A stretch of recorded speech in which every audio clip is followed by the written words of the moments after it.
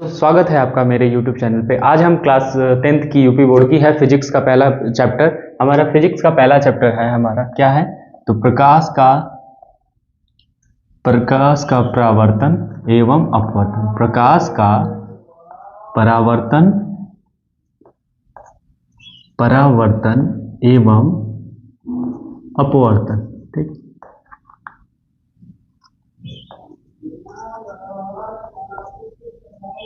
प्रकाश का परावर्तन एवं अपवर्तन, रिफ्लेक्शन ऑफ लाइट एंड या reflection and refraction of light. ठीक ठीक है। अब इसके बाद हम पढ़ेंगे कि प्रकाश का जो भी किसी भी दर्पण के थ्रू जो प्रकाश का परावर्तन होता है उसमें हमारा प्रतिबिंब कैसे कैसे बनते हैं। तो ठीक है, तो हम सबसे पहले वाला टॉपिक पढ़ेंगे। सबसे पहले किस दर्पण से हम प्रतिबिंब बनाएंगे, वो दर्पण हमारा रहेगा अवतल दर्पण। ठीक है, अवतल दर्पण। ठीक है, अवतल दर्पण से हमारा जो प्रतिबिंब बनेगा वो कैसा कैसा बनेगा। ठीक है, तो अवतल दर्पण है यानी हमारा कॉनकेव मिरर। ठीक है, कॉनकेव मिरर से हमारा कैसा कैसा प्रतिबिंब बनेगा, ठीक है, वो हम देखेंगे। ठीक है, तो पहला हमारा कंडीशन देखिएगा, पहला हम देखेंगे क्या होगा। जो पहला प्रतिबिंब है, अगर हमारा जो वस्तु हो वो कहाँ पे हो स्थित, वस्तु अनंत पे हो। ठीक है, अनंत पे हो पर स्थित हो। ठीक है, अनंत पे स्थित हो। ठीक है, यानी ऑब्जेक्ट व्हेन एन ऑब्जेक्ट, यहां हम एन लिख देते हैं। ठीक है, when an object is eight infinite. ठीक है, इज एट इनफाइनाइट।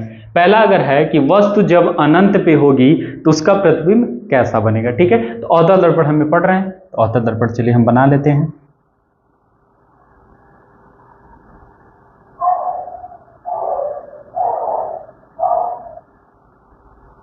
ये हमारा अवतल दर्पण हो गया। ठीक है, बाकी हम जो पढ़े थे इसके पहले कि ये मुख्य अक्ष हो गया, ये उसका पोल हो गया, ये अगर ये सेंटर ऑफ कर्वेचर है तो इसके बीच में ही हमारा होगा फोकस दूरी हो। ठीक है, ये हमारा हो गया। अब इसके बाद हमें पढ़ना है, हमें क्या करना है कि वस्तु हमारा कहाँ पे है, यहाँ पे अनंत पे स्थित है। ठीक है, अब इससे चलने वाली प्रकाश की किरण चलेगी। ठीक है, इससे प्रकाश की किरण चल रही है। ठीक है, अब बच्चे सोचते हैं कि कई बार इससे प्रकाश की किरण, अरे भाई वस्तु है तो इस प्रकाश को तो वो रोक लेगी ना, उसके ऊपर से उसके नीचे वाले से जहां से वस्तु खत्म हो रही है वहीं से प्रकाश की किरण चलेंगी। ठीक है, तो ये चलती है और ये चलेगी। ठीक है, तो ये प्रकाश की किरण ऐसे आ गई और एक प्रकाश की किरण ऐसे आ गई। ठीक है, ये प्रकाश की किरण आई। तो अब एक चीज देखिए, ये प्रकाश की किरण कैसी है, मुख्य अक्ष की कैसी है, समांतर है। तो जब भी कोई प्रकाश किरण, हमने पहला नियम पढ़ा था, प्रतिबिंब बनने का नियम पढ़ा था कि जब भी कोई प्रकाश की किरण किसी भी मुख्य अक्ष के समांतर होती, दर्पण के मुख्य अक्ष के समांतर होती, तो कहां से गुजरती है, तो वो हमेशा फोकस से ही गुजरेगी। ठीक है, कहां से गुजरेगी, हमेशा फोकस से ही गुजरती है। ठीक है, देखिए ये गुजरी। ठीक है, तो यहीं पे हमारा इसका प्रतिबिंब बन जाएगा। ठीक है, ठीक है, तो ये हमारा अगर O और O डैश था, ये अगर हमारा वस्तु था, इधर लिख देते हैं, ये अगर हमारा क्या था, वस्तु था, अगर ये हमारा वस्तु था तो उसका यही प्रतिबिंब हमारा बन जाएगा। ठीक है, मतलब हमारे यहाँ देख रहे हैं कि अगर वस्तु अनंत पे स्थित है तो देखिए उसका प्रतिबिंब कहाँ बन रहा है। ठीक है, तो कई बार पूछा जाएगा कि इस प्रतिबिंब के बारे में स्थिति बताइए, क्या क्या होगा। तो ये हम पहले रे डायग्राम बनाएंगे, उसके बाद हम लिखेंगे, देखिए इस प्रतिबिंब को देख के हम सारी उसकी प्रॉपर्टी लिख देंगे, विशेषताएं लिख देंगे, कहाँ बन रहा है, कैसा बन रहा है या क्या ना बन रहा है। ठीक है, तो अगर वस्तु अनंत पे होगा तो जो उसका प्रतिबिंब होगा सबसे पहले तो फोकस पे बनेगा, फोकस पर बनेगा, फोकस यानी एफ पे बनेगा, पहली प्रॉपर्टी होगी इसकी। ठीक है, दूसरा गुण क्या होगा, दूसरा गुण क्या होगा कि अगर फोकस पे होगा तो पहली बात तो वास्तविक है।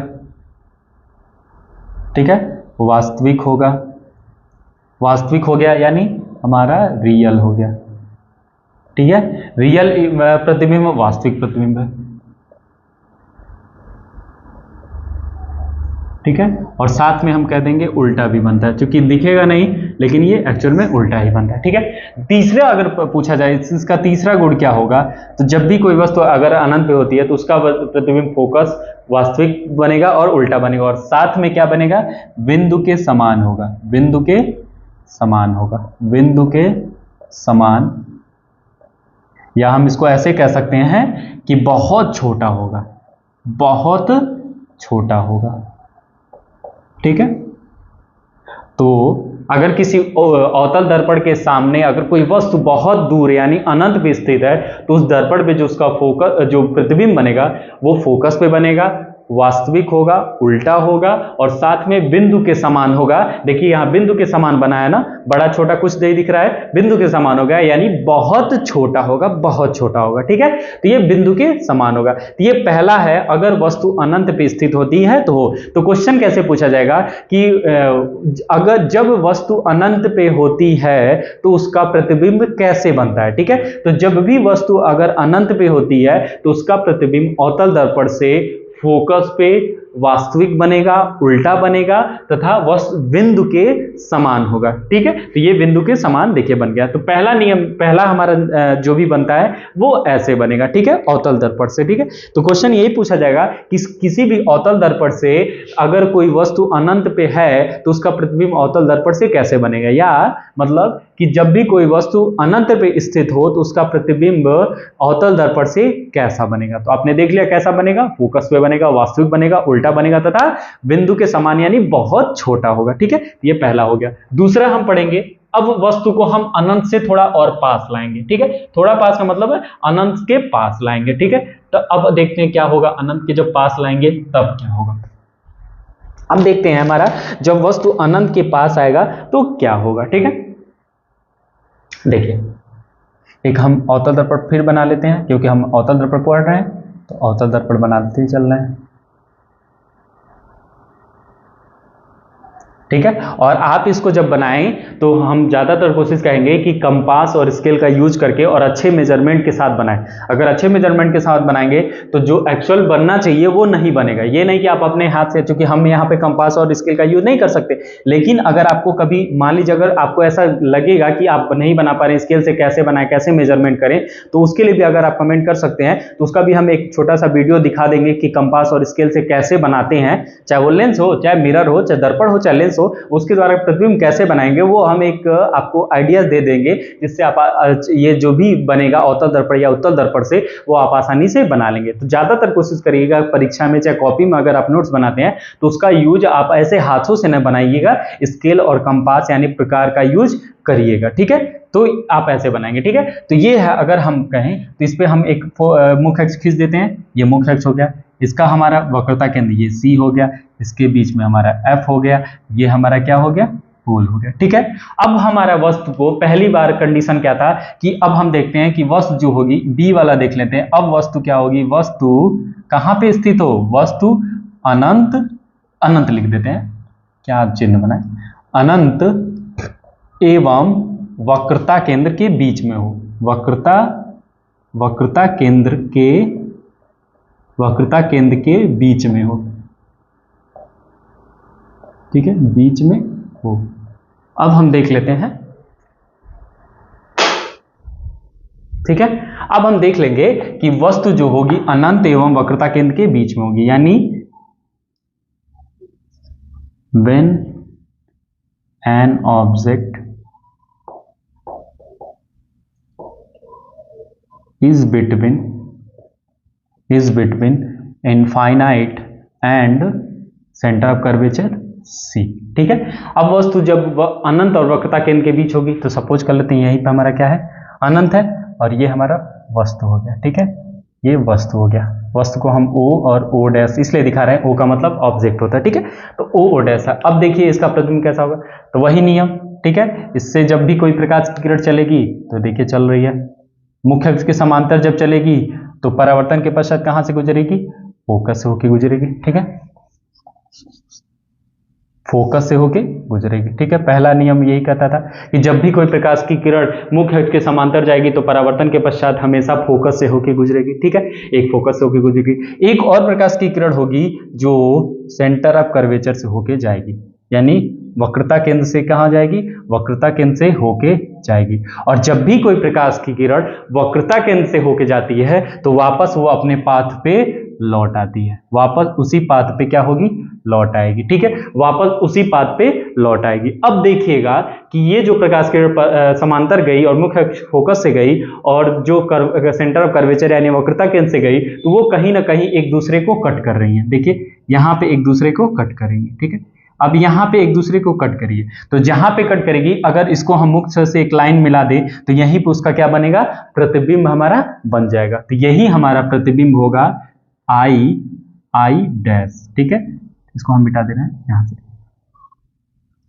थोड़ा कंफ्यूजन पैदा करेगा, उससे अच्छा। ठीक है, तो ये हमारा हो गया आई डैश, यही बिंदु पे कटी तो ये हो गया हमारा आई और आई डैश, यही हमारा इस वस्तु का क्या है, प्रतिबिंब है। ठीक है, अब इसके बारे में विशेषता पूछा जाएगा, किसकी विशेषताएं क्या क्या हो सकती हैं।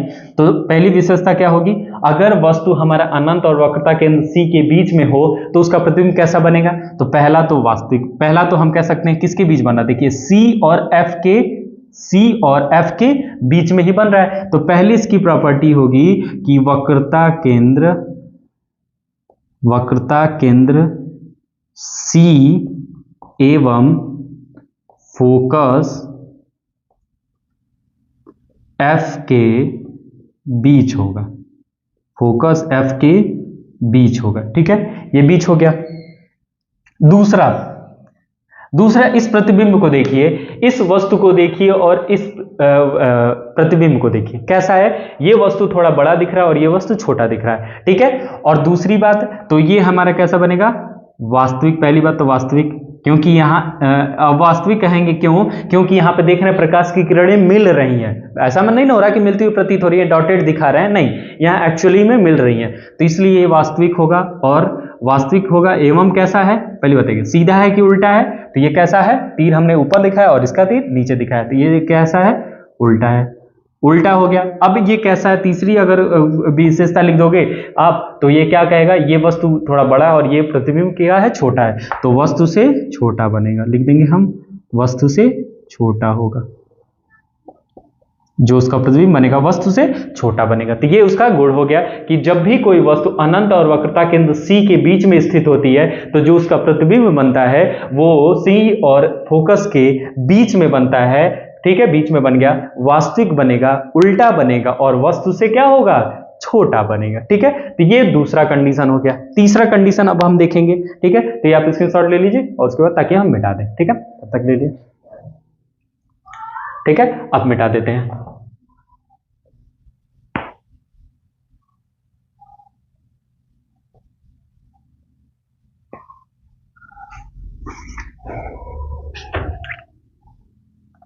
ठीक है, दूसरा कंडीशन क्या होगा, दूसरा कंडीशन देख लेते हैं अगला, कि अब वस्तु को हम धीरे धीरे पास लाते जा रहे हैं, पहले अनंत पे था, अब सेंटर ऑफ कर्वेचर अनंत के बाद ला दिया। अब क्या करेंगे, जब वस्तु कहां पे स्थित हो, जब वस्तु हमारी कहां पे स्थित हो, वक्रता केंद्र पे हो, वक्रता केंद्र पे हो, वक्रता केंद्र पर हो,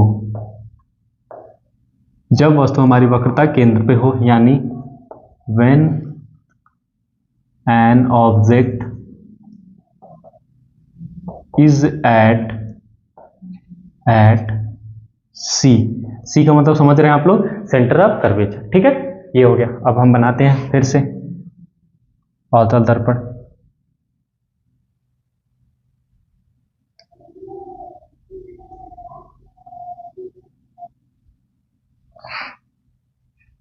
ये हो गया इसका, ये इसका सेंटर ऑफ कर्वेचर होगा, इसके बीच में एफ होगा। ठीक है, और ये हमारा पोल होगा। अब हमने कहा कि अगर वस्तु हमारी कहाँ पे स्थित होनी चाहिए, वक्रता केंद्र पे, तो इसमें वक्रता केंद्र कहाँ है, यहाँ है, तो हम एक वस्तु को यहाँ बना देते हैं, वक्रता केंद्र पे हमने बना दिया, ये वस्तु है, ऑब्जेक्ट O और O डैश हमने बना दिया, सिंपल। अब देखते हैं अब क्या होगा। अब देखिए प्रकाश की किरण जब पैरेलल जाएगी समांतर जाएगी तो कहां से गुजरेगी, ये यहां, ठीक है। अब ये आई, ठीक है, ठीक है। अब एक लाइन होगी जो मुख्य अक्ष के से जाएगी, ठीक है, मुख्य अक्ष के जाएगी। जब मुख्य अक्ष से जाएगी तो मुख्य अक्ष की क्या हो जाती है, समांतर हो जाती है, ठीक है। हमने दूसरा नियम पढ़ा था प्रतिबिंब बनने का, तो मुख्य अक्ष के समांतर हो जाएगी, ठीक है। ये थोड़ा सा और लाइट सीधा कर दिया अगर हम, ठीक है। अगर हम देखे थे कि जब भी कोई प्रकाश की किरण एक समांतर जाती है तो हमेशा किधर से गुजरती है, हमेशा फोकस से होके गुजरती है, ठीक है। और जब दूसरी प्रकाश की किरण अगर फोकस से होके जाएगी तो क्या हो जाती है, मुख्य अक्ष के समांतर हो जाती है। ये दोनों हमने नियम पढ़ा था, पहला और दूसरा दोनों एक दूसरे के उल्टे हैं, रिवर्स हैं, ठीक है। अब देखिए यहां एक दूसरे पे कहीं ना कहीं कट कर रही है, अगर हम इसको मिला दें, ठीक है, अगर हम इसको मिलाएं तो हम एक चीज देखेंगे, आई यहां आई डैश होगा। अब एक चीज हम देखेंगे, ऑब्जर्व करें तो ये हमारा जो वस्तु है वो प्रतिबिंब एक दूसरे के क्या है, बराबर है, ठीक है। तो हम कह सकते हैं, हम क्या कहेंगे, जो हमारा प्रतिबिंब होता है वो वस्तु के कैसे होगा, कैसा होगा, वो हम देख लेते हैं, ठीक है। तो यहां पे देखेंगे, अगर वस्तु हमारी वक्रता केंद्र पे स्थित होगी तो उसका प्रतिबिंब कैसा बनेगा, तो उसका प्रतिबिंब वापस कहां बनेगा, वक्रता केंद्र पे ही बनेगा। देखिए वक्रता केंद्र पे बना है, वक्रता केंद्र पे ही बनेगा, वक्रता केंद्र पे बनेगा। दूसरा क्या होगा, कैसा है, वास्तविक है, पहली प्रॉपर्टी। अगर हम दूसरा लिखें, ये कैसा होगा, वास्तविक होगा, वास्तविक होगा। कैसा है, उल्टा है, तो उल्टा लिख दीजिए, उल्टा है, ठीक है। उसके बाद क्या होगा, उसके बाद देखिए तो ये वस्तु और लगभग वस्तु के बराबर है, लगभग क्या वस्तु के बराबर होती है, क्योंकि हम हाथ से बनाए हैं तो ये ऐसा लग रहा होगा कि ये थोड़ा सा बड़ा है, लेकिन क्या होता है, वस्तु के बराबर होता है, यानी वस्तु के बराबर होगा, वस्तु के बराबर होगा, ठीक है, वस्तु के बराबर होगा। तो ये तीन कंडीशन है, कब, जब वस्तु वक्रता केंद्र सी पे स्थित होती है तो उसका प्रतिबिंब उसी वक्रता केंद्र पे बनता है, वास्तविक बनता है, उल्टा बनता है, वस्तु के बराबर बनता है, ठीक है। तो ये हमारा हो गया, ठीक है। अब बात करेंगे अगला जो बनेगा वो कैसे बनेगा, तो स्क्रीनशॉट ले लीजिए फटाक से जल्दी से ताकि हम मिटा दें, ठीक है। अब देखिए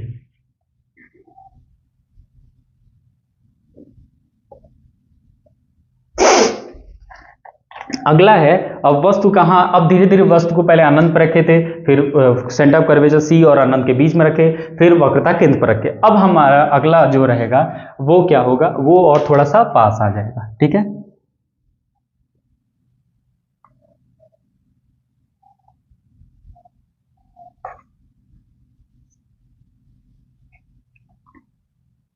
ये हमारा मान लीजिए यहाँ पे सी हो सकता है, इनके बीच में एफ हो सकता है, और ये हमारा क्या होगा, पोल होगा, ठीक है।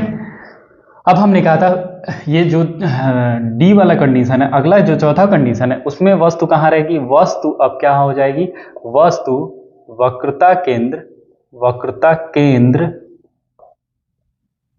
एवं फोकस के बीच होगी, फोकस के बीच, फोकस के बीच हो, ठीक है। यानी when an object is at नहीं between कर दीजिए, is between किसके, C and F, ठीक है। जब वस्तु क्या होगी, वक्रता केंद्र के और फोकस के बीच में स्थित होगी। तो हमारा वक्रता केंद्र कहाँ है, यहाँ पे है, फोकस कहाँ है, यहाँ है, तो इसके बीच में हम रख देते हैं, चलिए बीच में हमने रख दिया, इसे हरा वाला से बनाते हैं, ये ब्लू से, ठीक है। ये हमारा O हो गया, ये हो गया O डैश, ये हमारा क्या है, वस्तु है, ठीक है। अब वस्तु है, फिर वही प्रक्रिया क्या होगा, जब भी कोई प्रकाश की किरण मुख्य अक्ष के समांतर चलेगी तो कहाँ से होके जाएगी, फोकस से होके जाएगी, ठीक है। फोकस से होके जा रही है, फोकस से होके गई। अब दूसरी प्रकाश की किरण जो कहां से जाएगी, फोकस से होके जाएगी, ठीक है। अगर फोकस से होके जाएगी तो क्या हो जाएगी, मुख्य अक्ष के समांतर हो जाएगी, ठीक है।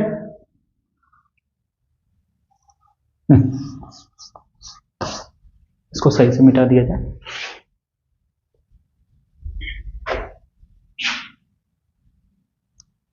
ये ऐसे कर लिए थे, ठीक है।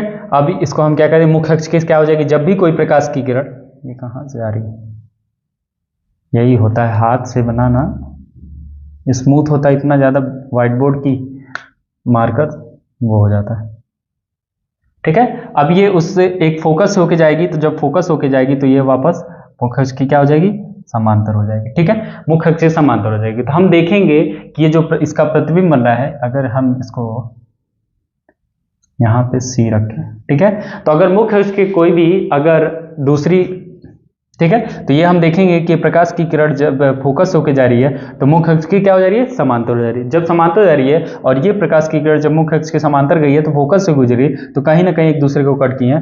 अगर इसको हम ऐसे मिलाएं तो क्या होगा, यहीं पर हमारा ये प्रतिबिंब बनेगा, ठीक है। तो अगर हम बात करें, ये हमारा आई हमारा क्या है, डैश है, तो यही हमारा प्रतिबिंब बन जाएगा। अब इस प्रतिबिंब को देख के अगर आपसे पूछा जाए कि इसकी विशेषता क्या होगी, तो पहली विशेषता अगर आप लिखेंगे तो क्या होगा, पहली बात हम कहेंगे अनंत और C के बीच में बनेगा, ठीक है। यहाँ अनंत है मान लीजिए और यहाँ C है, तो C और अनंत के बीच में बनेगा, नहीं हम कह सकते हैं वक्रता केंद्र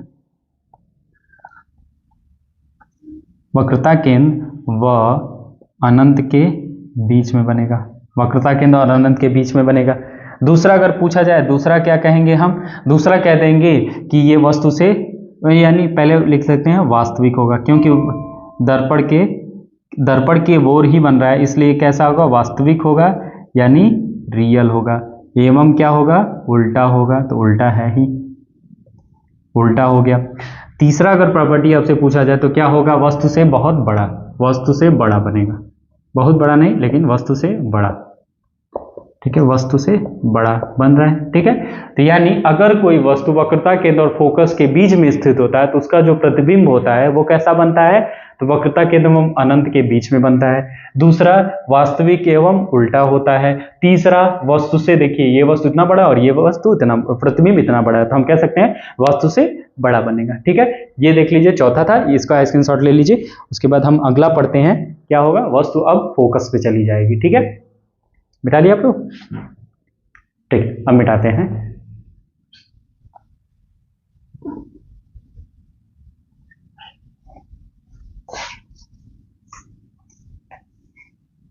ठीक है, अब वस्तु हमारे कहाँ पे होना चाहिए, अब वस्तु हम पहले लिख लेते हैं, क्या है, वस्तु हमारे कहाँ पे होना चाहिए, वस्तु जो होगी वो कहाँ पे होगी, वस्तु फोकस पर स्थित हो, फोकस पे स्थित हो, फोकस पर स्थित हो,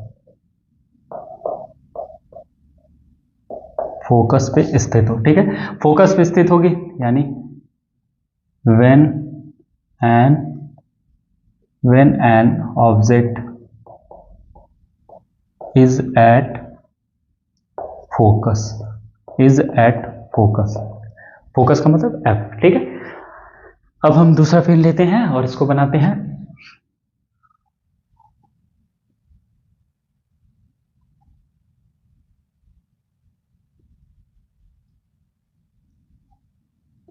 इसका हो गया C, इसका हो गया F, ये हो गया हमारा P, ठीक है। अब वस्तु कहाँ पे होगी, वस्तु फोकस पे स्थित हो, ठीक है, तो फोकस पे बना देते हैं। अब देखते हैं, अगर मुख्य अक्ष के समांतर चलती है तो कहाँ से होके जाएगी, ठीक है, फोकस से होके जाएगी, ठीक है, ये समझिएगा, फोकस से होके चली जाएगी, ठीक है, ये फोकस से होके हमारी जा रही है, ठीक है। इसको और थोड़ा सा सीधा कर खींचे,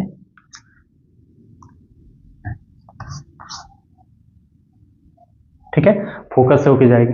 दूसरी प्रकाश की किरण अब क्या होगी, एक हमारे यहां से बनाते हैं, ठीक है। तो अगर हम इसको देखेंगे, थोड़ा सा सीधा कर देते हैं,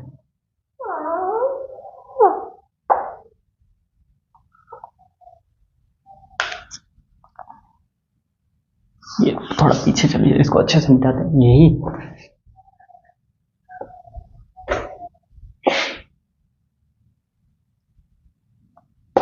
ठीक है।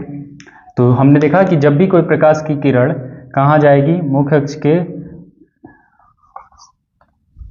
जब भी कोई मुख्य अक्ष के समांतर प्रकाश की किरण चलती है तो वो क्या होती है, फोकस से होके गुजरती है, ठीक है। और एक प्रकाश की किरण कहाँ से जाएगी, वक्रता केंद्र से होके जाएगी, तो ये भी ऐसे निकलती चली जाएगी, ठीक है। तो हम अगर देखेंगे कि ये सभी प्रकाश की किरणें कैसी हैं, ये दोनों प्रकाश की जो किरणें हैं वो लगभग क्या हैं, समांतर होंगी। अगर आप स्केल से खींचेंगे तो ये हमारी प्रकाश की किरणें कैसी होंगी, समांतर होंगी। पहली प्रकाश की किरण क्या थी, पहली प्रकाश की किरण मुख्य अक्ष के समांतर गई तो फोकस से होके गुजरी। दूसरी प्रकाश की किरण कहाँ गई, वापस आई, और जब रिफ्लेक्ट हुई तो वो वक्रता केंद्र से होके गुजरी, ठीक है।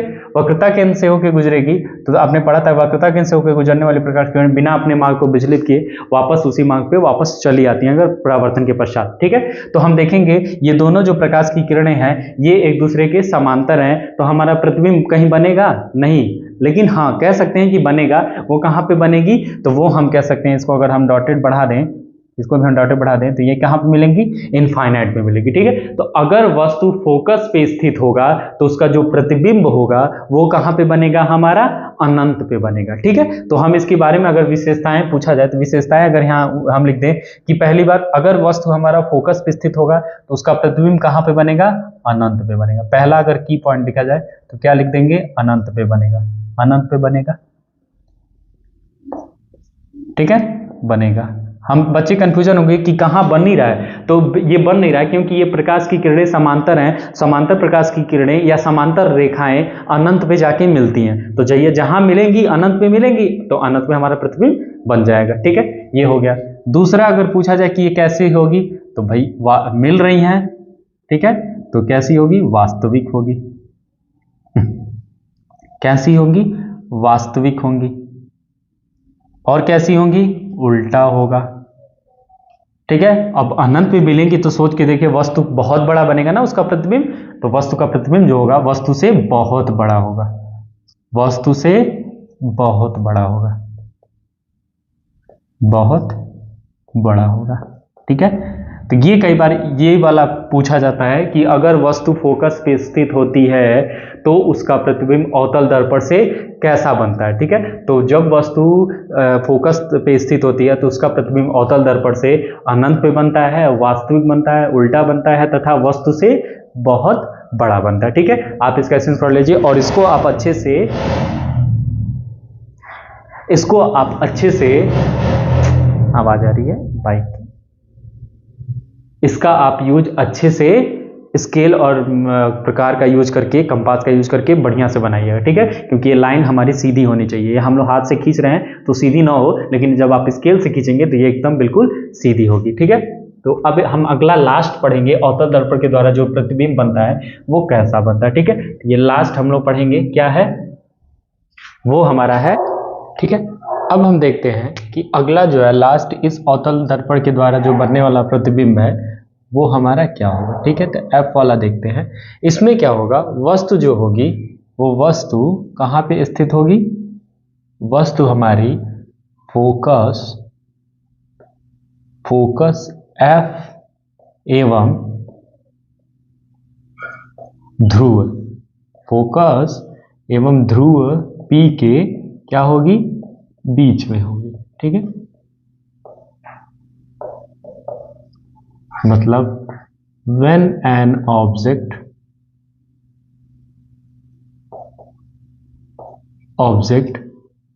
is between, इसको हम between शॉर्ट में लिखते हैं, between F and P, ठीक है। ये हमारा है अगला कंडीशन, लास्ट है। इसी लास्ट के बाद ये अवतल दर्पण जो भी प्रतिबिंब बनते हैं वो खत्म हो जाएंगे, ठीक है। तो हम एक अवतल दर्पण बनाते हैं, तो इसको हम ब्लू से बनाते हैं, ज्यादा सही रहेगा, ठीक। ये हमारा और अच्छे से कर्व बने ताकि, ये हमारा है अवतल दर्पण, ठीक है। ये अवतल दर्पण है, यहां एक लाइन जाएगी, अगर इसको हम मान लें वक्रता केंद्र, इसके बीच में F, इसको कर लेते हैं P, ठीक है। तो ये हमारा हो गया। अब ब्लू रख देते हैं, अब ब्लैक से देखते हैं, ठीक है।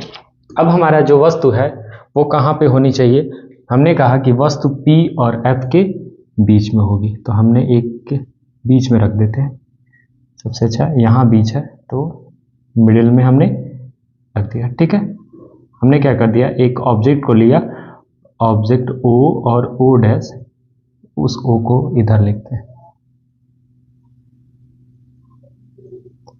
O और इस O को भी हम इधर लिख लेते हैं। O और O डैश एक ऑब्जेक्ट है जिस थोड़ा जो फोकस और P के बीच में है। ठीक है, अब देखेंगे कि जब भी इससे कोई प्रकाश की किरण जाएगी, ठीक है, जब भी कोई प्रकाश की किरण, हमने बार बार पढ़ा है कि जब भी कोई, इसको मिटा देते हैं, थोड़ा सा कंजस्टेड हो जाएगा। ठीक है, तो अब कहेंगे कि जब भी कोई प्रकाश की किरण मुख्य अक्ष के समांतर जाती है तो परावर्तन के पश्चात कहाँ से जाती है, तो परावर्तन के पश्चात वो, हम इसका स्केल से यूज करेंगे क्योंकि अच्छे से सीधी लाइन खींची जाएगी। ठीक है, तो वो परावर्तन के पश्चात कहाँ से होके जाएगी, फोकस से होके गुजर जाएगी। ठीक है, कहाँ से होके जाएगी, फोकस से होके आगे बढ़ती चली जाएगी। ठीक है, ये फोकस से होके जाएगी। अब अगली प्रकाश की किरण क्या होगी, तो एक प्रकाश की किरण क्या होगी, ये एक चली जाएगी सेंटर ऑफ कर्वेचर से। ठीक है, सेंटर ऑफ कर्वेचर से जाएगी, मतलब वक्रता केंद्र से होके गुजर जाएगी।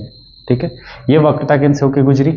अब हम यहाँ देखेंगे एक प्रकाश की किरण थी जो समांतर, मुख्य अक्ष के समांतर गई, तो परावर्तन के पश्चात किधर से जाके गुजरी, फोकस से होके गुजर गई। और एक प्रकाश की किरण, ठीक है, आगे यहाँ से गई और वापस रिफ्लेक्ट होके, परावर्तित होके वक्रता केंद्र से होके गुजर गई। अब हम इस स्थिति में देखेंगे कि यहाँ पे प्रकाश की किरणें क्या हो रही हैं, अपसारित हो रही हैं, फैलती जा रही हैं। तो ये फैलती जा रही हैं, तो इधर तो कभी नहीं मिलेंगी। ठीक है, इधर कभी मिलने के चांसेस नहीं है, क्योंकि अगर इनको जैसे जैसे खींचेंगे और ये इनके बीच की दूरी क्या होती जाएगी, बढ़ती चली जाएगी, तो ये कभी आगे की तरफ नहीं मिलेंगी। ऐसी दशा में ये कहाँ मिलती हैं, ये पीछे की तरफ मिलती है। अगर हम इनको पीछे की तरफ बढ़ा दें, अगर इनको पीछे की तरफ ऐसे बढ़ाते हैं और इसको हम ऐसे बढ़ाते हैं, तो देखेंगे कि कहीं ना कहीं ये लाइन सीधी हो, तो इसको इसी का यूज कर लेते हैं, स्केल का यूज कर लेते हैं हम। ठीक, तो हम देखेंगे इसको अगर पीछे ऐसे बढ़ा लें डॉटेड लाइन की तरह, और इनको अगर हम ऐसे बढ़ाएं, ठीक, तो देखेंगे कहीं ना कहीं यहाँ ये क्या कर रही है, कट कर रही है। ठीक है, तो इस बिंदु पे हम देखेंगे यहाँ पे ये एक दूसरे को कट कर रही है। ठीक है, तो यहाँ से हमारी, यहीं पे हमारा क्या हो जाएगा, इस वस्तु का प्रतिबिंब हो जाएगा। ठीक है, तो यहाँ एक वस्तु थी, इस वस्तु का प्रतिबिंब हमारा कहाँ बना, दर्पण के पीछे बना। और यही एक बहुत ही इम्पॉर्टेंट है, ये वाला जो इम्पॉर्टेंट है, ये बहुत अच्छा कंडीशन है, इम्पॉर्टेंट है किसके लिए, एग्जाम के लिए। टीचर अक्सर एग्जाम में ये वाला क्वेश्चन ज़्यादातर कोशिश करते हैं पूछने के लिए, क्योंकि पता होता है उनको कि बच्चों को पता है कि अवतल दर्पण से हमेशा प्रतिबिंब जो बनता है वो दर्पण की ओर ही बनता है, वास्तविक बनता है। उल्टा या सीधा या बड़ा या छोटा या बराबर, ये तो अलग बात है, लेकिन दो चीजें कॉमन होती हैं, हमेशा उल्टा बनेगा और वास्तविक बनता है, मतलब दर्पण की ओर ही बनता है। लेकिन केवल एक ऐसा स्थिति है, कंडीशन है, जिसमें अगर वस्तु फोकस और पोल के बीच में होगी तो वस्तु का जो प्रतिबिंब होगा वो वस्तु के, मतलब दर्पण के पीछे बनेगा। ठीक है, यहां जैसे बन रहा है। ठीक है, तो अगर हम इस प्रतिबिंब की स्थिति पूछा जाए कि उसका स्थिति कैसा है, ठीक है, तो हम देखते हैं। हमारा पहला हम देख लिए, इसको थोड़ा मिटा देते हैं। हमने देखा कि कहाँ वो बन रहा है प्रतिबिंब, जो प्रतिबिंब है वो कहाँ बन रहा है, वो बन रहा है दर्पण के पीछे। तो पहले इसकी प्रॉपर्टी हो सकती है दर्पण के पीछे बनेगा, दर्पण के पीछे बनेगा। ठीक है, दूसरा हम कह सकते हैं यह प्रतिबिंब वस्तु से कैसा होगा, बड़ा होगा। ठीक है, तो वस्तु से पहले बड़ा नहीं, पहले हम आभासी लिख देते हैं, आभासी होगा।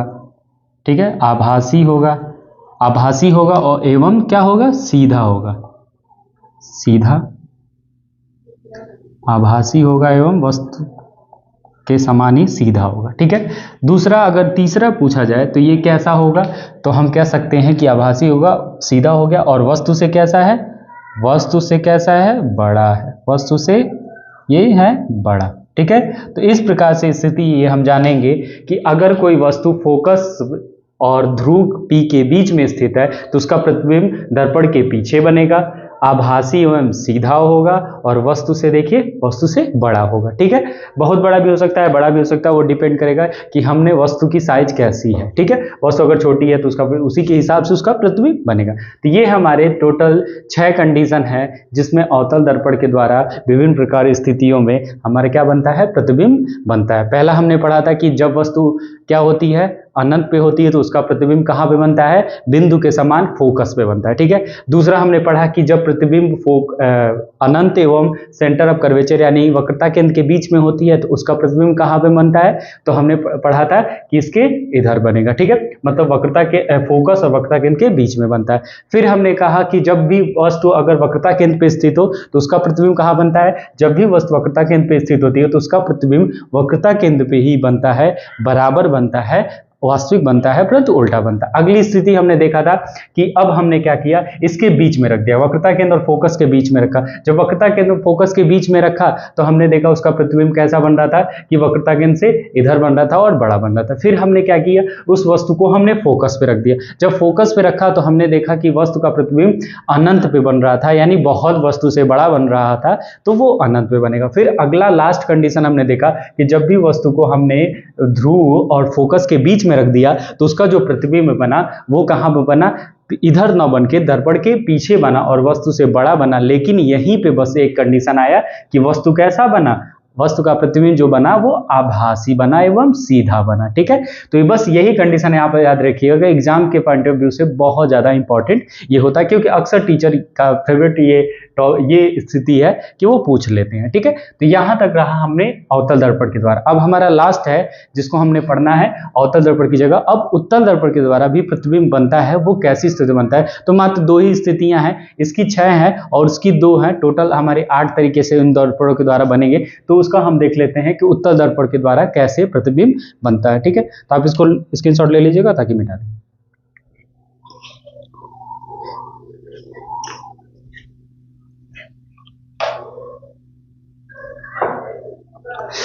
एक माइक कर लिया जाए।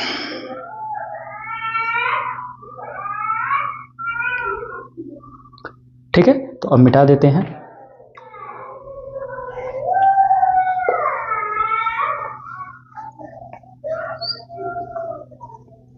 अब हमें अगला पढ़ लेना है, किया है तो वो अगला है हमारा दूसरा कौन सा दर्पण है, उत्तल दर्पण। कौन सा दर्पण है, उत्तल दर्पण। इसका मतलब कॉन्वेक्स मिरर। कौन सा है, कॉन्वेक्स मिरर। ठीक है, कॉन्वेक्स मिरर। ठीक है, तो पहली स्थिति इसमें क्या होती है, इसमें पहली स्थिति ही कहता है कि वस्तु एक नियत दूरी पर स्थित हो। ठीक है, क्या हो, वस्तु एक नियत दूरी पर स्थित है। नियत दूरी का मतलब वो मुख्य अक्ष पे कहीं भी रखी जा सकती है। ठीक है, तो चलिए हम पहले वो बनाते हैं, इसको ब्लू से बनाया जाए तो ज्यादा अच्छा रहेगा।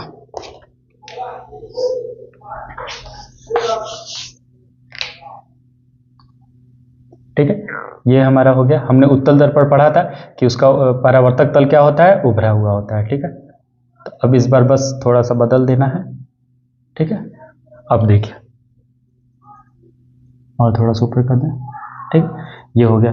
इससे एक मुख्य अक्ष रेखा खींच दिया हमने। ठीक है, अब इसका हमने पढ़ा था कि वक्रता केंद्र क्या होता है, पीछे उसके होता है, तो वक्रता केंद्र इधर की तरफ होगा, सी फोकस हमारा इधर की तरफ होगा। ठीक है, अब ये हो गया।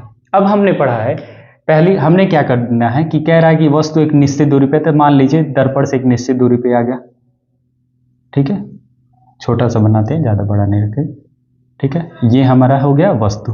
वस्तु को O और O' से दिखाते हैं। ठीक है, ये हो गया, ब्लू रख दिया जाए।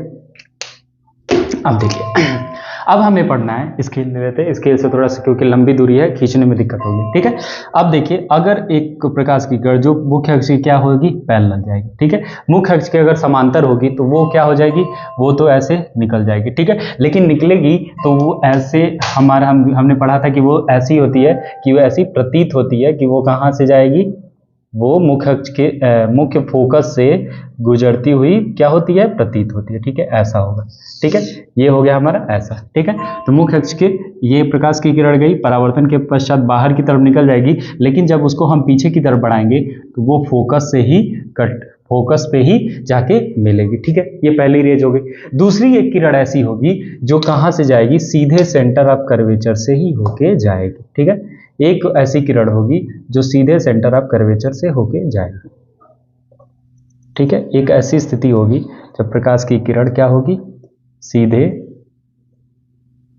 वक्रता केंद्र यानी सेंटर ऑफ कर्वेचर से ही होके चली जाएगी। ठीक है, तो जब भी जाएगी तो यहाँ देखिए ये तो रिफ्लेक्ट होके यहाँ से जाएगी और वापस रिफ्लेक्ट होके क्या हो जाएगी, लौट आएगी। लेकिन जब भी हम इसको बढ़ाएंगे पीछे की तरफ, जब भी बढ़ाएंगे हम तो देखेंगे कहीं ना कहीं इसको कट करिए, तो देखिए यहाँ कट करिए तो जो ही हमें यहाँ क्या हो जाएगा, इसका प्रतिबिंब बन जाएगा। ठीक है, इसका ये प्रतिबिंब बन जाएगा, बहुत छोटा बनेगा। ठीक है, तो हम कह सकते हैं कि यहाँ पे अगर इसको हम ब्लू कलर से दिखाए तो थोड़ा सा पता चलेगा। ठीक है, यहीं पे इसका क्या हो बन रहा है, प्रतिबिंब बन रहा है, तो हम कह सकते हैं इसका प्रतिबिंब यहाँ बन रहा है। ठीक है, अब इसके बारे में स्थिति पूछी जाएगी कि कैसी है, प्रतिबिंब की स्थिति क्या है। ठीक है, अगर पूछा जाए प्रतिबिंब की स्थिति क्या है तो हम कह सकते हैं कि जब भी कोई वस्तु, अब ये कहाँ, इसको देखिए लिखना भूल गया कि ये नियत दूरी पे स्थित हो, दर्पण से नियत दूरी, नियत दूरी मतलब है कि डिफिनिट डिस्टेंस पे, डिफिनिट डिस्टेंस। ठीक है, ठीक है, नियत दूरी पे हो, किससे, दर्पण से। दर्पण से अगर नियत दूरी पे होगी तो उसका प्रतिबिंब कैसा बनेगा। ठीक है, तो देखिए पहला क्या स्थिति होगी, पहली बात तो हम कह देंगे कि ये दर्पण के पीछे बनेगा, दर्पण के पीछे बनेगा। ठीक है, दर्पण के हमेशा पीछे बनेगा, पहला। ठीक है, दूसरा पूछा जाएगा तो कैसा बनेगा, ये वास्तविक होगा कि आभासी होगा। तो जब भी एक बात सुनिएगा कि जब भी अगर प्रकाश की किरण कहीं नहीं मिलेगी, मिलती हुई प्रतीत होगी, या सिंपल वे में समझ लिया अगर कहीं भी डॉटेड लाइन दिखाया गया है तो इसका मतलब है कि वो प्रकाश की किरण क्या है, जो वो मिल नहीं रही है, मिलती हुई प्रतीत हो रही है, और उस दशा में वो क्या हो रहा है, जो हमारा प्रतिबिंब होगा वो कैसा होगा, आभासी होगा। ठीक है, आभासी होगा, यानी जब भी प्रकाश की किरण मिलती नहीं है, मिलती हुई प्रतीत होती है, या यूं ही कहें कि जबरदस्ती मिला रहे हैं, तब हम कहेंगे वहां पे हमारा प्रतिबिंब जो आभासी होगा, आभासी होगा। और आभासी होगा तो हमेशा क्या होगा, सीधा होगा। ये आंख बंद करके आप लिख सकते हैं, अगर आभासी है तो हमेशा सीधा होगा। ठीक है, तीसरा कंडीशन क्या होगा कि वस्तु से कैसा होगा, वस्तु से छोटा होगा। ठीक है, देखिए अगर वस्तु इतनी बड़ी है तो ये उसका प्रतिबिंब ऐसा बना, वस्तु से छोटा होगा। ठीक है, और इसका अभी हम लोग जब यूज पढ़ेंगे तब हमें अच्छे से समझ आएगा कि हाँ क्यों छोटा बनता है। ठीक है, छोटा होगा। ये तीन प्रॉपर्टी हो गई। ये कब, जब कोई भी वस्तु उस उत्तल दर्पण से मतलब कॉन्वेक्स लेंस से एक नियत दूरी पे हो। ठीक है, नियत दूरी का मतलब हो सकता है बुक में ऐसा दे दे कि किसी भी दूरी पे, अगर किसी उत्तल दर्पण से किसी भी दूरी पे स्थित अगर किसी वस्तु का प्रतिबिंब पूछा जाए कहाँ बनेगा, तो ऐसा भी क्वेश्चन पूछ सकता है। या पूछ सकता है कि एक वस्तु है जो उत्तल दर्पण से निश्चित दूरी पे स्थित है तो उसका प्रतिबिंब कैसा बनेगा। ठीक है, उसको किरण आरेख द्वारा दिखाइए, तो ये ऐसे बनेगा। ठीक है, ये हमारा रहा। दूसरा अब हम कर लेते हैं, अगर इसको स्क्रीनशॉट लेना तो ले लीजिए ताकि हम देख लें। चलिए अब मिटाते हैं। दूसरा पूछा जा सकता है, इसी की तरह पूछेगा, लगभग ऐसे ही रिलेटेड है, लेकिन इस बार हो सकता है कि वह पूछ दे अगर कोई वस्तु, क्या कि अगर कोई वस्तु, हम यहां देख लेते हैं, अगर कोई वस्तु दर्पण से अनंत दूरी पे स्थित हो। क्या है, अगर कोई वस्तु, यानी वस्तु कहां पे स्थित हो, वस्तु अनंत पे स्थित हो। ठीक है, अनंत पर स्थित हो। ठीक है, अनंत पे स्थित हो, यानी when an object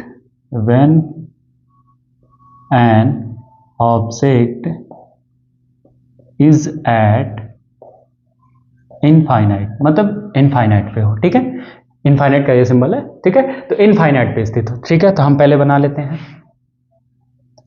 ये उत्तल दर्पण हमने बना लिया, हमने ये उत्तल दर्पण बना लिया। ठीक है, अब मैंने एक मुख्य अक्ष खींच लिया, थोड़ा सा मुख्य अक्ष छोटा रखते हैं, यहाँ पे हो गया वक्रता केंद्र, ये उसका फोकस। ठीक है, ये हो गया F, ये हो गया C। अब हमारा एक छोटा और लाइन करते हैं। ठीक, अब वस्तु हमारा कहाँ पे स्थित है, इनफाइनाइट पे है।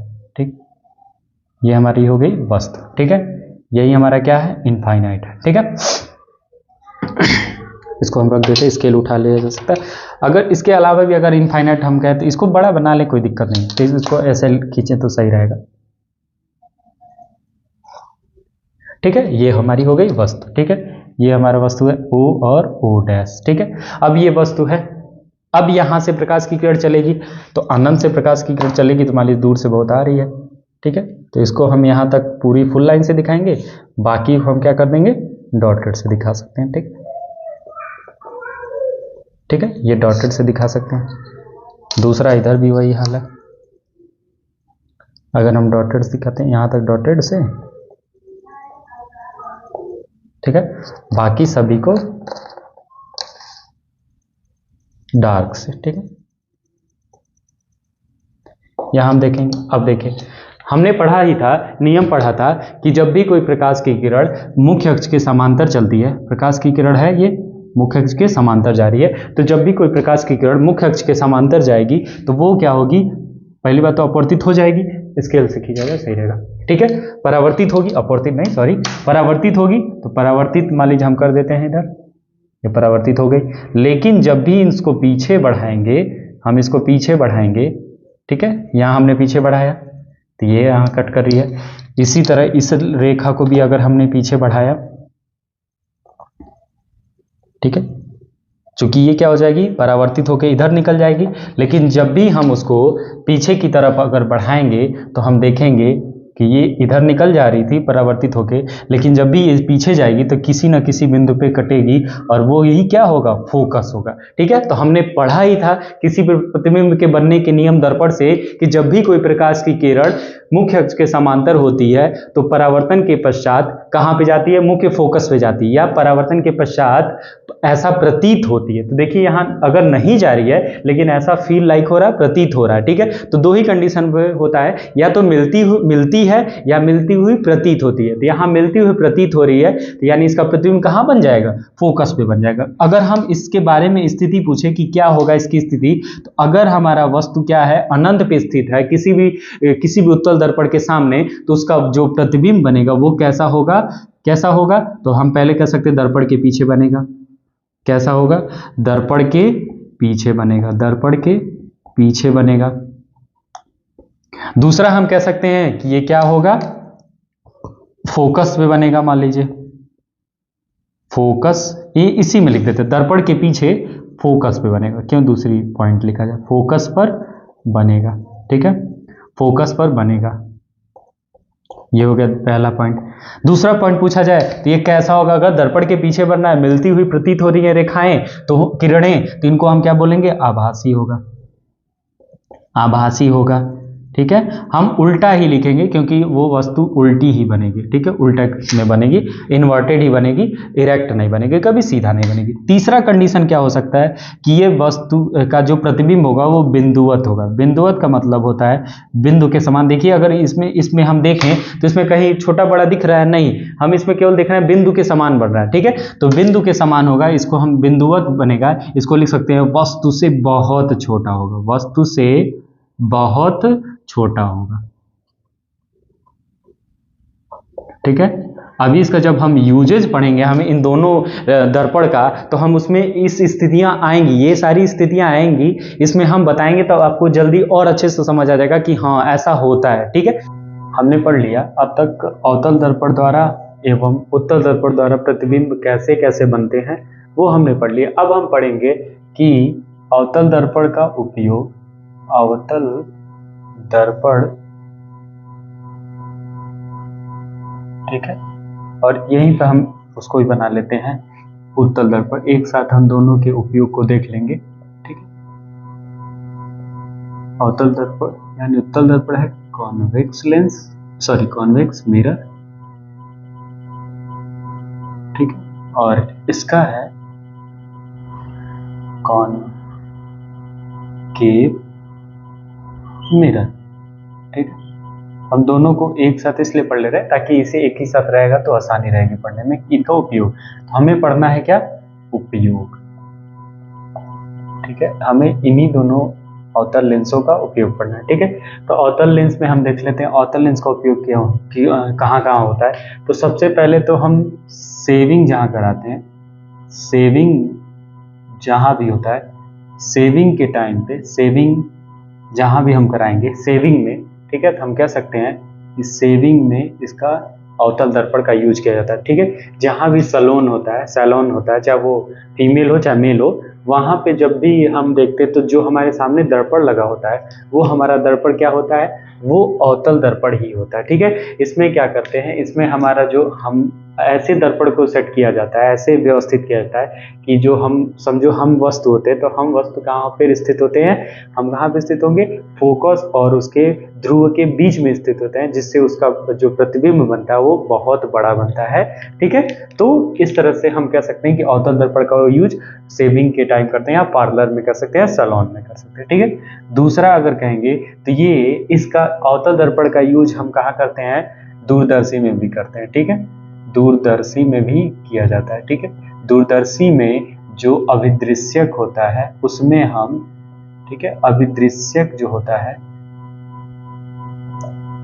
अभिदृश्यक होता है उसमें भी हम क्या करते हैं, यूज करते हैं अवतल लेंस का। ठीक है, अवतल लेंस का यूज हम जो अवतल लेंस कह रहे हैं, अवतल दर्पण का यूज दूरदर्शी में अभिदृश्यक में जहां होता है वहां पे हम इसका अवतल दर्पण का यूज करते हैं। इसके अलावा भी हम कह सकते हैं जो डॉक्टर होते हैं, वो भी कौन से डॉक्टर, ठीक है, जो होंगे डॉक्टर नाक के या कान के या आंख के, ठीक है, या दांत के। ठीक है, ये जो दांत के डॉक्टर होंगे, ठीक है, जो डॉक्टर नाक कान आंख दांत के डॉक्टर होंगे, वो भी क्या यूज करते हैं, वो भी अवतल दर्पण का यूज करते हैं, क्योंकि अवतल दर्पण क्या करता है, प्रतिबिंबों को, मतलब वस्तु के प्रतिबिंब को बहुत बड़ा करके दिखाता है। तो ये हमारे सभी छोटे अंग है, इनका अगर कुछ इसके का इलाज करना है तो वो डॉक्टर इसीलिए अवतल दर्पण का यूज करते हैं, ताकि वो उसको अच्छे से देख सके। ठीक है,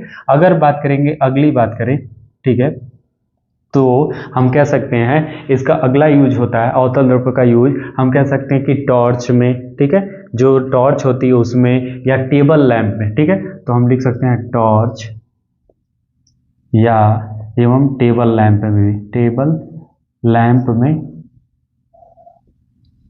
टेबल लैंप में इसका उपयोग किया जाता है। ठीक है, तो ये चार उपयोग बहुत हैं कि अवतल दर्पण का यूज सेविंग यानी सैलून में, पार्लर में किया जाता है। ठीक है, इसका दूरदर्शी के अभिदृश्यक में भी इसका यूज किया जाएगा। डॉक्टर जो नाक कान आंख के जो डॉक्टर होते हैं वो भी इस अवतल दर्पण का यूज करते हैं। उसके अलावा ये टॉर्च टेबल लैंप में किया जाता है। ठीक है, तो ये हो गया हमारा अवतल दर्पण के रूप में। अब उत्तल दर्पण का देख लेते हैं कि उत्तल दर्पण का उपयोग क्या क्या होता है। ठीक है, तो उत्तल दर्पण का यूज सबसे अच्छा उपयोग तो हमने देखा होगा, जो गाड़ियों के साइड मिरर रहते हैं, चाहे वो बाइक हो, चाहे वो 4 व्हीलर हो, ट्रक हो, बस हो, कोई भी व्हीकल हो, उसके जो साइड में जो मिरर होते हैं, ठीक है, रेयर मिरर, या उसको हम कहते हैं साइड ही मिरर कह देते हैं, जिससे हम उस मिरर में हम पीछे से आने वाली वस्तुओं को देख सकते हैं। ठीक है, तो हम इसमें कह सकते हैं जो भी हमारे साइड मिरर होते हैं, ठीक है, जो साइड मिरर होते हैं, साइड मिरर में किस दर्पण का यूज किया जाता है, अवतल दर्पण में का यूज किया जाता है। गाड़ियों के साइड जो मिरर होते हैं वो अवतल दर्पण का यूज किया जाता है। अब सोचिए अवतल दर्पण का यूज होगा तभी तो वो छोटा सा मिरर होता है, लेकिन अपने जो पीछे व्यू होता है उसको, उतने बड़े व्यू को आसानी से छोटे से मिरर में दिखा देता है। अगर वो सोचिए अगर उत्तल दर्पण न यूज हो तो उत्तल दर्पण हमने पढ़ा था, दो ही कंडीशन पढ़ा था, एक तो वस्तु अनंत पे होती है या वस्तु कहीं भी स्थित हो तो उसका प्रतिबिंब देखा था आपने, क्या बना था, बहुत छोटा बना था। इस कारण से हम उत्तल दर्पण का यूज करते हैं, क्योंकि अगर उत्तल दर्पण अगर हम लगाएंगे तो वो पीछे से आने वाली बड़ी से बड़ी गाड़ियों को वो छोटा से दिखा देगा, और हम आसानी से पता कर पाएंगे कि वो गाड़ी या जो भी कुछ है वो पीछे है हमारे से कितने डिस्टेंस पे, और हम आसानी से हम अपने व्हीकल को चला सकते हैं या साइड कर हो सकते हैं या साइड उसको पास दे सकते हैं। ठीक है, तो इसीलिए हम क्या करते हैं, उत्तल दर्पण का यूज उसके साइड मिरर में किया जाता है। इसके अलावा अगर बात करें दूसरा उपयोग हम कह सकते हैं सामान्य तौर पे जो स्ट्रीट लाइट लगी होती है। स्ट्रीट लाइट का मतलब होता है जो गली की वो लगे होते हैं, बड़े बड़े खंभों पे लाइट्स लगी होती हैं, उनमें जो शीशे यूज किए जाते हैं, मिरर यूज किए जाते हैं, वो क्या होते हैं, उत्तल दर्पण, यानी हम कह सकते हैं स्ट्रीट लाइट में। ठीक है, स्ट्रीट लाइट में, ठीक है, स्ट्रीट लाइट में भी इसका उत्तल दर्पण का उपयोग किया जाता है। क्योंकि हम देखेंगे कि अगर हमने अभी जस्ट ऐसे देखा था, हमने एक उत्तल दर्पण ऐसे बनाया था, ठीक है, हमने बनाया था। तो जब भी हम देख रहे थे कोई भी प्रकाश की किरण ऐसे समांतर जा रही थी तो क्या हो रही थी, अपसारित हो रही थी। अपसारित का मतलब फैल जा रही थी। ठीक है, तो अगर सोच के देखिए स्ट्रीट लाइट में अगर अवतल दर्पण हम लगाएंगे तो जो उससे प्रकाश की किरण जब निकलेगी तो टकराएगी, टकरा के जब बाहर निकलेगी तो वो फैल के जाएगी और ज़्यादा एरिया कवर करेगी, जिसकी वजह से हमें उस स्ट्रीट लाइट से हमें बहुत दूर तक दिखाई देगा, मतलब वो ज़्यादा एरिया कवर हमें एरिया दिखाई देगा। तो इसलिए हम कह सकते हैं कि स्ट्रीट लाइट में जो दर्पण का यूज किया जाता है वो उत्तल दर्पण होता है। ठीक है, तो ये कुछ उपयोग थे अवतल दर्पण के और उत्तल दर्पण के। ठीक है, तो यहां तक अब पढ़ना है। अब हमें अगला टॉपिक भी है, अभी थोड़ा छोटा सा 2 टॉपिक और हैं जिसको हमें पढ़ना है। ठीक है, तो एक हम देख लेते हैं क्या पढ़ना है, तब तक इसको मिटा देते हैं।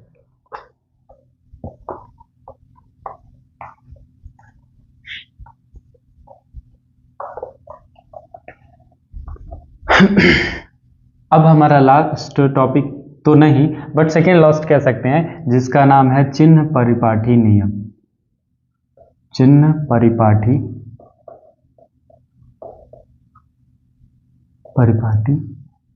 ठीक है नियम।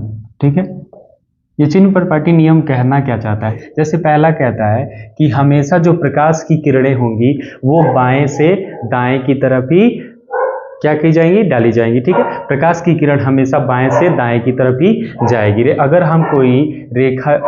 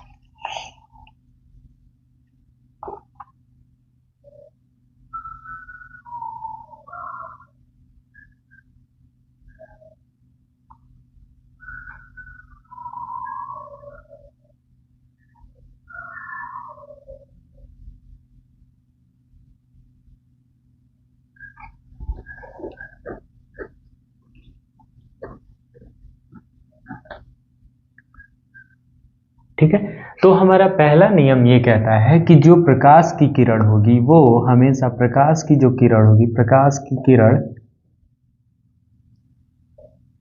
की किरण हमेशा, ठीक है, हमेशा बाएं से दाएं की तरफ डाली जाएगी। हमेशा बाएं से दाएं की तरफ। ठीक है, दाएं की ओर। पहला नियम यही कहता है। इसीलिए आपने अक्सर देखा होगा जितना हमने रे डायग्राम पढ़ा है, ठीक है, किरण आरेख पढ़ा है, उसमें सभी हमने किरण को हमने हमेशा बाएं से दाएं की तरफ चले गए। ठीक है, तो ये पहला नियम कहता है। दूसरा नियम ये कहता है कि जो भी दूरियां होंगी दर्पण से, जो भी दूरियां नापी जाएंगी दर्पण के ध्रुव से ही, दर्पण के ध्रुव से मुख्य अक्ष के अनुदिश ही, दर्पण के ध्रुव से मुख्य अक्ष के अनुदिश, मतलब मुख्य अक्ष के दिशा में, ठीक है, दूरियां क्या की जाएंगी, दूरियां मापी जाएंगी। दूरियां जो होंगी वो मापी जाएंगी, दूरियां मापी जाएंगी। ठीक है, जो दूरी होगी वो दर्पण के ध्रुव से मुख्य अक्ष के अनुदिश ही मापी जाएगी। ठीक है, दूसरा नियम क्या कहेगा, दूसरा नियम ये कहता है कि, ठीक है, अगर हम कहेंगे कि प्रकाश की किरण जिधर बाएं से अगर दाएं जा रही है तो उधर से, मतलब प्रकाश की दिशा में अगर जो भी दूरी होगी, यानी प्रकाश की दिशा में जो भी दूरी होगी, प्रकाश की दिशा में जो भी दूरियां होंगी,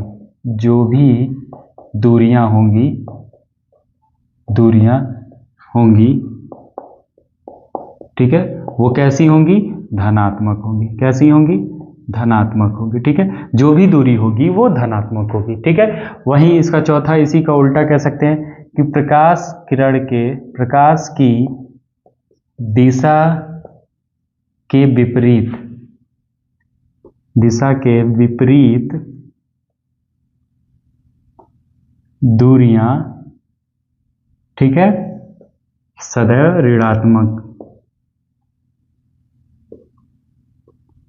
ऋणात्मक होंगी, यानी नेगेटिव लिखा जाएगा, ठीक है, ऋणात्मक होंगी, ठीक है। यानी प्रकाश की दिशा में अगर कोई दूरी है, चाहे वो f हो, चाहे v हो, चाहे u हो, तो वो हमेशा धनात्मक होंगी। अगर प्रकाश की दिशा के विपरीत हैं, मतलब अगर इधर की तरफ होंगी, दर्पण के पीछे की तरफ हम कह सकते हैं, तो वो धनात्मक होगी। दर्पण की इधर आगे की तरफ होंगी, वो सभी दूरियां ऋणात्मक होंगी। और पांचवा कह सकते हैं, एक्चुअली में ये पहले से ही रिलेटेड है, ठीक है, पहले से ही रिलेटेड है, लेकिन इसको पांचवा बना ली जाए तो जो वस्तु होगा हमेशा दर्पण के आगे ही रखा जाएगा। जो वस्तु होगा, वस्तु को हमेशा दर्पण के आगे रखा जाएगा, दर्पण के आगे रखा जाएगा। वस्तु को जो होगा वो हमेशा दर्पण के आगे ही रखा जाएगा, ठीक है। तो ये कुछ चिन्ह परिपाटी के नियम है, ठीक है। तो इसको उतार लीजिए और हम इसको मिटा देते हैं। ये कुछ चिन्ह परिपाटी के नियम है। दूसरा और भी कुछ इंक्लूड कर सकते हैं कि अगर मुख्य अक्ष के ऊपर अगर जो दूरियां होंगी, जैसे ये मुख्य अक्ष है, तो अगर ऊपर अगर दूरियां होंगी, अगर ऊपर ऊंचाई को माना जाएगा तो वो धनात्मक माना जाएगा, और नीचे की तरफ क्या माना जाएगा, ऋणात्मक माना जाएगा, निगेटिव माना जाएगा, और ये पॉजिटिव माना जाएगा, ठीक है। तो ये भी उसमें हम इंक्लूड कर सकते हैं, छठा पॉइंट, कि मुख्य अक्ष के ऊपर दूरियां धनात्मक होंगी और मुख्य अक्ष के नीचे दूरियां क्या होंगी, ऋणात्मक होंगी। इसको भी हम उसमें इंक्लूड कर सकते हैं। तो ये कुछ चिन्ह परिपाटी के नियम है, ठीक है। इन्हीं के आधार पे हम जो भी किसी भी अवतल लेंस या उत्तल लेंस की फोकस दूरी ज्ञात करना हो कि एक फार्मूले से, वो भी अभी फार्मूला आपको बताया जाएगा, ठीक है। तो वो हम इसी के हिसाब से हम सारा चीज कर लेते हैं, ठीक है। तो इसको देख लीजिए, उसके बाद हम कर देते हैं, उतार देते हैं, ठीक है। इसके बाद हम गोली दर्पण के जो भी दर्पण है, उस दर्पण से हम उसके V, U और F के बीच में जो संबंध है उसको हम बता देंगे फार्मूले की तरह, ठीक है। उसको हम फार्मूले की तरफ से बता देंगे, बता दिया जाएगा, ठीक है। तो अगर मान लीजिए किसी भी दर्पण में दर्पण के F, V एंड U, दर्पण के F, V, U में संबंध, ठीक है, क्या क्या संबंध होता है वो हम देखते हैं, ठीक है। तो हम पहला ही ले लेते हैं, कौन सा दर्पण, अवतल दर्पण, ठीक है। अवतल दर्पण, ठीक है, अवतल दर्पण, ठीक है, कॉनकेव लेंस, ठीक है। तो पहले हम समझ लेते हैं, कॉनकेव मिरर, बार बार लेंस आ रहा है, पहले हम देख लेते हैं F क्या है, V क्या है और U क्या है। F क्या है, V क्या है और U क्या है, ठीक है। तो सबसे पहले U क्या होगा, ये वस्तु की दूरी होगी, वस्तु की दूरी होगी,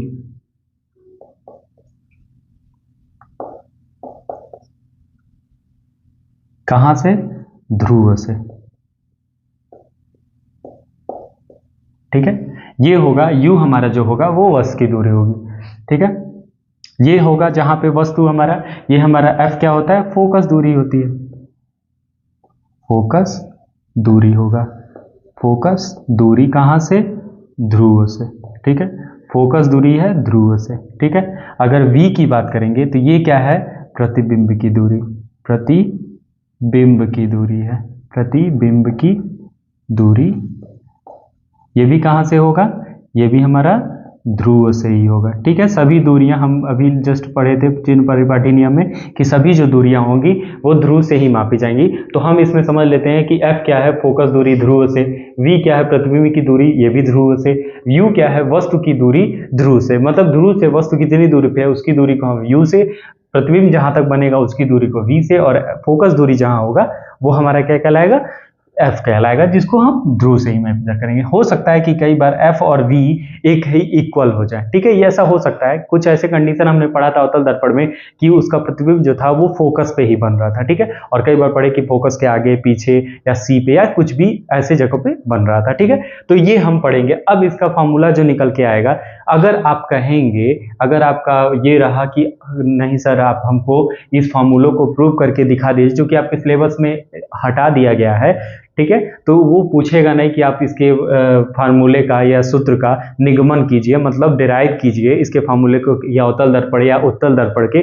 फिर भी अगर आपकी इच्छा होगी कि आप इस डेरिवेशन को सीखना चाहते हैं, जानना चाहते हैं, तो आप बेशक कमेंट में बता सकते हैं। तो अगली क्लास, एक क्लास में लेके इसके इन दोनों अवतल दर्पण स्पेशल के लिए, केवल अवतल दर्पण और उत्तल दर्पण के, और साथ में समतल दर्पण के लिए भी जो प्रतिबिंब के इनके U, V और F के बीच में जो संबंध होता है वो हम डिराइव करके दिखा देंगे। वीडियो आपको मिल जाएगा, लेकिन आपको वैसे ये बोर्ड में पूछा नहीं जाएगा, लेकिन अगर आपको एक्स्ट्रा कुछ सीखने की जरूरत पड़ेगी तो आप कमेंट में बता सकते हैं और आपको ये प्रोवाइड करा दिया जाएगा, ठीक है। तो फिलहाल बस हमें यही जानना है। तो अगर हम ब्लू पेन कहाँ गया, ठीक है, अगर हम अवतल दर्पण के लिए सीखें, ठीक है, तो अवतल दर्पण हम बनाते हैं।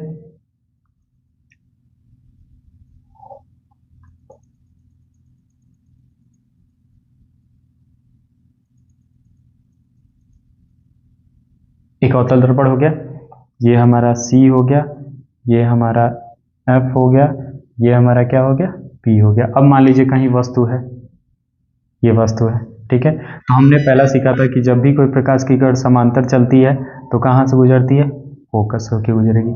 और एक प्रकाश किरण जब C से जाती है तो वापस, अगर कोई प्रकाश किरण वक्रता केंद्र से जाती है तो वापस उसी मार्ग पे क्या हो जाती है, लौट जाती है, ठीक है। तो ये लौट गई। अब यहाँ ये दोनों प्रकाश किरणें एक दूसरे को कट की, तो यहीं पे हमारा प्रतिबिंब बनेगा, ठीक है। अब इसी के आधार पे हम सारा चीज पहले डिनोट कर लेते हैं, ठीक है। तो पहले डिनोट करते हैं। तो ये हमारा क्या है, ये ऑब्जेक्ट है, ये वस्तु है, ये हमारा क्या है, इमेज है, ठीक है, ये आइडस इमेज है। तो अगर हम बात करें, और ये हमारा फोकस है, ठीक है।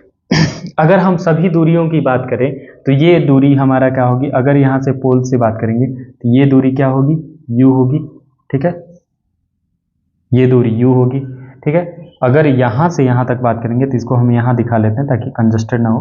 तो इस दूरी को हम क्या बोलेंगे, V बोलेंगे, क्योंकि यहाँ पे हमारा इमेज बन रहा है। इस दूरी की बात करेंगे तो ये हमारा F होगा, ठीक है। एक दूरी और बच रही है, C और P के बीच की दूरी को हम क्या कहते हैं, वक्रता त्रिज्या कहते हैं, ठीक है, जिसको R से दिखाते हैं, ठीक है, ठीक है। तो ये हमारी दूरियां हो गई। अब बताइए ये सारी दूरियां कैसी हैं, सभी निगेटिव्स हैं, ठीक है। तो अगर हम बात करें, ये अगर इसको O और P माने तो OP की दूरी कैसी होगी, -U होगी।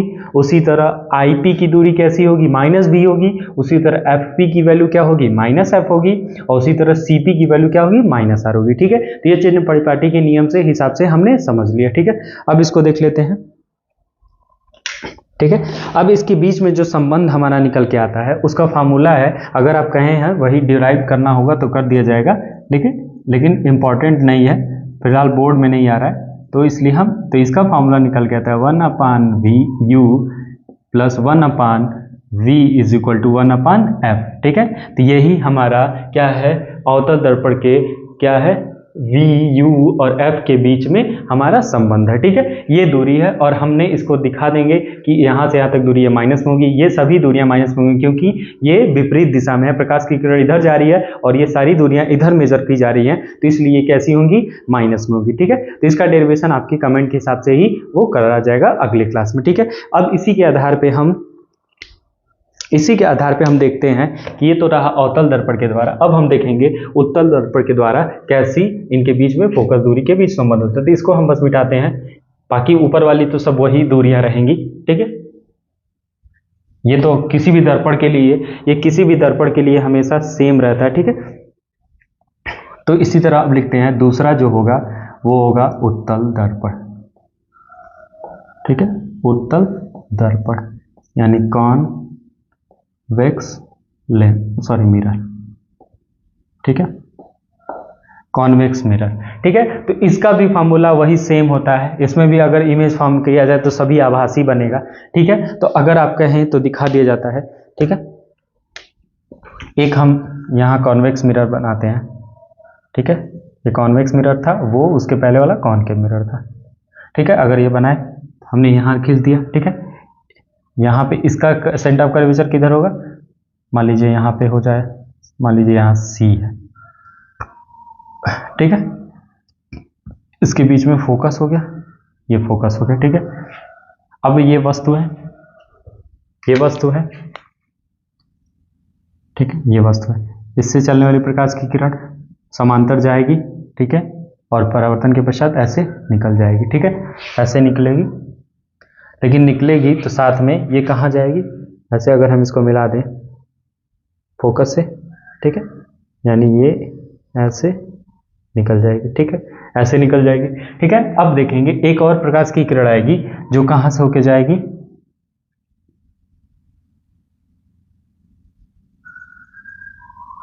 ये ऐसे जाएगी और रिफ्लेक्ट हो जाएगी। लेकिन जब इसको हम पीछे बढ़ाएंगे देखेंगे ये सेंटर ऑफ कर्वेचर से यानी वक्रता केंद्र से होके जाएगी।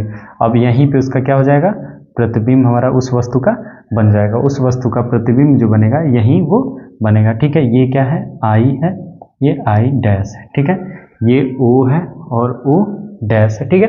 तो ये बन गया। अब यहाँ से अगर हम डिनोट करें तो यहाँ से यहाँ तक की दूरी क्या है, यू है, ठीक है। यहाँ से यहाँ तक, यहाँ थोड़ा ही बनाए क्योंकि यहाँ लाइन वो कर रही इसलिए दिक्कत ना हो, ठीक है। अगर हम यहाँ हमारा फोकस है तो ये हमारे क्या है, फोकस दूरी है, ठीक है। यहाँ से ये P था तो यहाँ से यहाँ तक की दूरी क्या है, V है, ठीक है। यहाँ से यहाँ तक की दूरी हमारी V हो गई। और ये कहाँ है, यहाँ से और यहाँ तक की दूरी क्या है, R है, ठीक है। रेडियस ऑफ कर्वेचर जिसको वक्रता त्रिज्या कहते हैं, वक्रता केंद्र और पोल के बीच की दूरी को वक्रता त्रिज्या कहते हैं, ठीक है। पोल और फोकस के बीच की दूरी को फोकस दूरी, पोल और प्रतिबिंब की दूरी के बीच की दूरी को V कहते हैं, और जो वस्तु और पोल के बीच की ध्रुव के बीच की दूरी को हम क्या कहते हैं, U कहते हैं, ठीक है। तो इसके बीच का वही फार्मूला अगर वही आएगा 1/U + 1/V = 1/F। इसका डेरिवेशन नहीं, इसका भी डेरिवेशन नहीं पूछेगा, ठीक है। बस फार्मूले के हिसाब से हम क्वेश्चन भी लगाएंगे, अभी क्वेश्चन के भी हम सॉल्व करेंगे, उसकी भी क्लास रहेगी, ठीक है। तो हम अगर आपके साथ अगर आप कहेंगे तो इसका डेरिवेशन भी आपको अगली क्लास में बता दिया जाएगा। नेक्स्ट वीडियो केवल स्पेशल इन्हीं तीनों के लिए सिंपल मतलब समतल दर्पण, अवतल दर्पण और उत्तल दर्पण तीनों के भी फोकस दूरी और V के बीच में क्या संबंध होता है उसको हम डेरिवेशन के माध्यम से दिखा देंगे, ठीक है। तो ये रहा हमारा ये पूरा हमारा चैप्टर खत्म होता है प्रकाश का परावर्तन, ठीक है। अगली क्लास में हम पढ़ेंगे क्या, प्रकाश का अपवर्तन, ठीक है। तो वो नेक्स्ट क्लास रहेगी जिसको हम कहेंगे प्रकाश का परावर्तन। उससे पहले, अच्छा अपवर्तन पढ़ने से पहले अभी तो हम लोग को क्लास है, ठीक है, हाँ हो चुका है, ठीक है। तो अब इसके बाद हमारा क्लास ही रहेगा, अगला जो नेक्स्ट क्लास रहेगी वो प्रकाश का अपवर्तन कैसे होता है, ठीक है। तो वो हम पढ़ेंगे। तब तक के लिए अपना ख्याल रखिए, हंसते रहिए, मुस्कुराते रहिए। जय हिंद, जय भारत।